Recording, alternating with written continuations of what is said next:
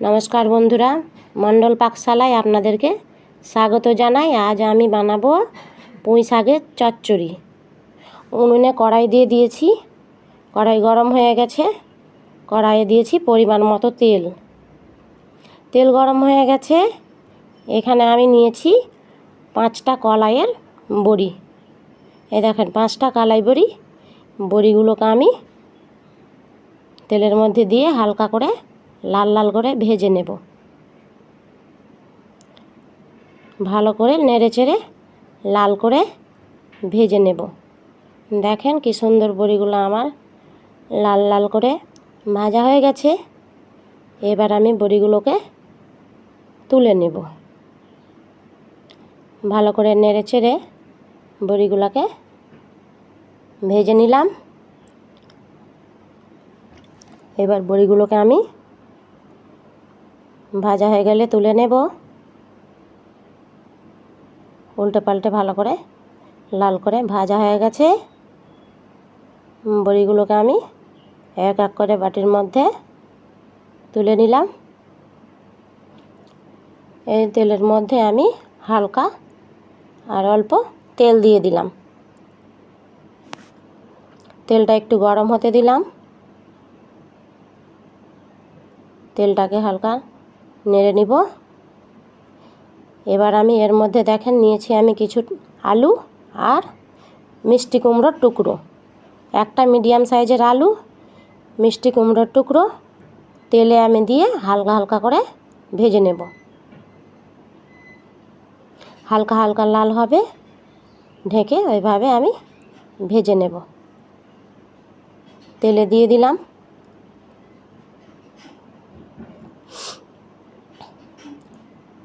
নেড়ে চেড়ে হালকা আমি লাল করে ভেজে নেব।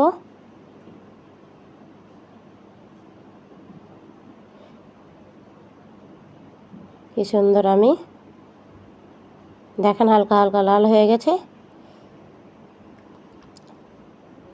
আলু আর মিষ্টি কুমড়োগুলোকে হালকা নরম করার জন্য 2 মিনিট আমি ঢাকা দিয়ে দেব। আলু মিষ্টি কুমড়াটাকে আমি ঢাকা দিয়ে দিলাম। 2 মিনিট হয়ে গেছে, ঢাকা তুলে নিলাম। দেখেন কি সুন্দর মিষ্টি কুমড়োগুলো, আলুগুলো লাল লাল হয়ে গেছে। এবার আমি আলু মিষ্টি কুমড়োগুলোকে একটা জায়গায় তুলে নেব। দেখেন কি সুন্দর মিষ্টি কুমড়োগুলো আমি একটা থালার মধ্যে তুলে নিলাম। এই তেলের মধ্যে আমি দিয়ে দিলাম 5 ফোড়ন, 5টা চিড়ে রাখা লঙ্কা, 4-5টা লঙ্কা।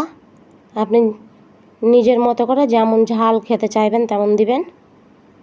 দিলাম তেজপাতা, একটু হালকা নেড়ে নিলাম। এবার দিয়ে দিলাম পেঁয়াজ কুচি,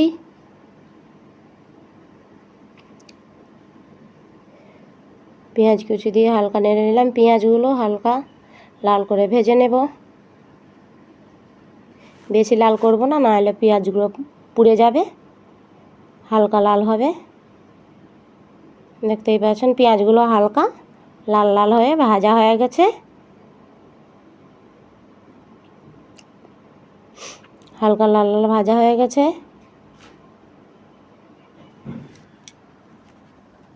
এবার আমি এর মধ্যে দিয়ে দেব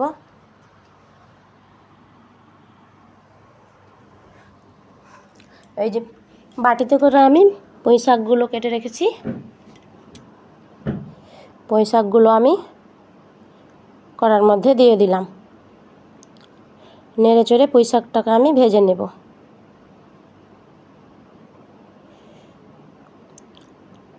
ভালো করে পুঁই শাকগুলোকে নেড়ে চেড়ে আমি উপকরণগুলোকে মিক্স করে দিলাম।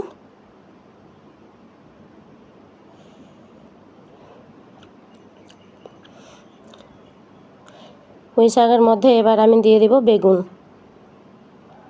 এখানে আমি 2টো মিডিয়াম সাইজের বেগুন নিয়েছি। আগে থেকে আমি বেগুনগুলো কেটে ধুয়ে রেখেছি। বেগুনগুলো আমি পুঁই শাকের মধ্যে দিয়ে দিলাম।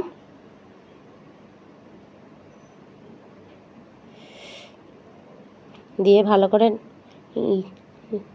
নেড়ে নিলাম।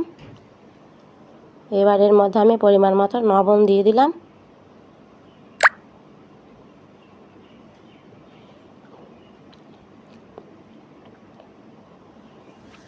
এবার দিয়ে দিব আমি হলুদ।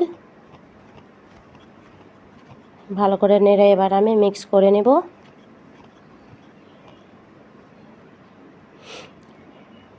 এবার একটু আমি এইসব পুঁই বেগুন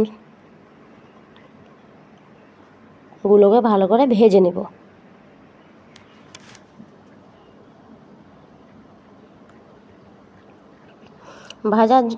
ভাজার জন্য একটু আমি 2 মিনিট চাপা দিয়ে দিয়েছি। চাপাটা খুলে নিলাম। এবার দেখেন কি সুন্দর ভাজা ভাজা হয়ে গেছে। এর মধ্যে আমি মিষ্টি কুমড়োর টুকরো, আলু যে ভেজে রেখেছিলাম ওইগুলো আমি দিয়ে দিলাম বড়ি। সব কিছু দিয়ে ভালো করে মিক্স করে নিলাম।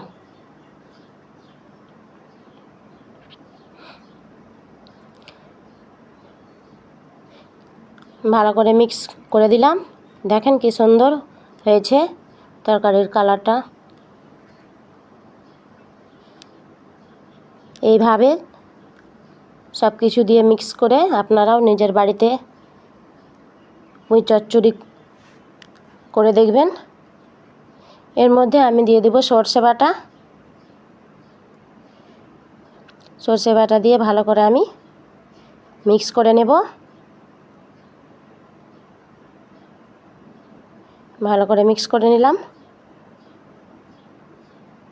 আগে থেকে আমি সর্ষেটা বেটে রেখেছিলাম। সর্ষেটা ভালো করে মিক্স করার পরে দিয়ে দিলাম আমি এতে জল।